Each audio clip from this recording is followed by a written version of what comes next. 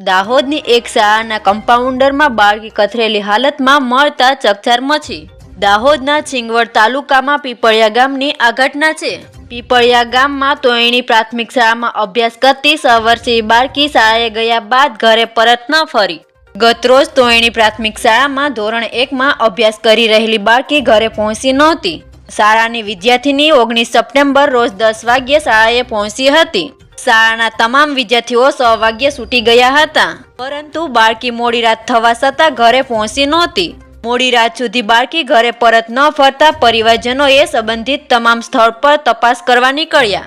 પરિવારજનોએ પાડોશમાં તેમજ અન્ય સ્થાનો પર શોધખોળ કરતા તેના મિત્રોને પણ પૂછપરછ કરતા બાળકીને બહાર મેળવવા પ્રયાસ કર્યો।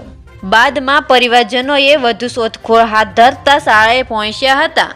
ત્યાં બાળકી શાળાના કમ્પાઉન્ડરના કથરેલી હાલતમાં મળી આવતા પરિવારજનોને ઘેરો આઘાત લાગ્યો।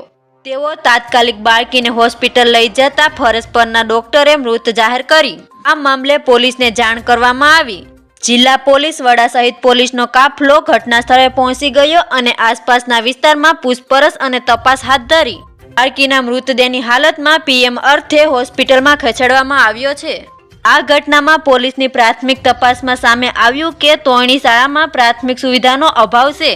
શાળામાં બાળકો અભ્યાસ કરે છે, પરંતુ પીવાના પાણી જેવી સુવિધા પણ ઉપલબ્ધ નથી। પોલીસ આ કેસમાં વધુ તથ્યો તપાસ કરી રહી છે।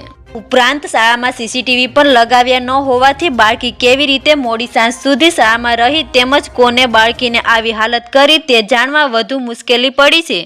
પોલીસ આ ઘટનામાં તપાસ તેજ કરી રહી છે। જો કે પોસ્ટમોર્ટમ બાદ વધુ વિગતો સામે આવશે।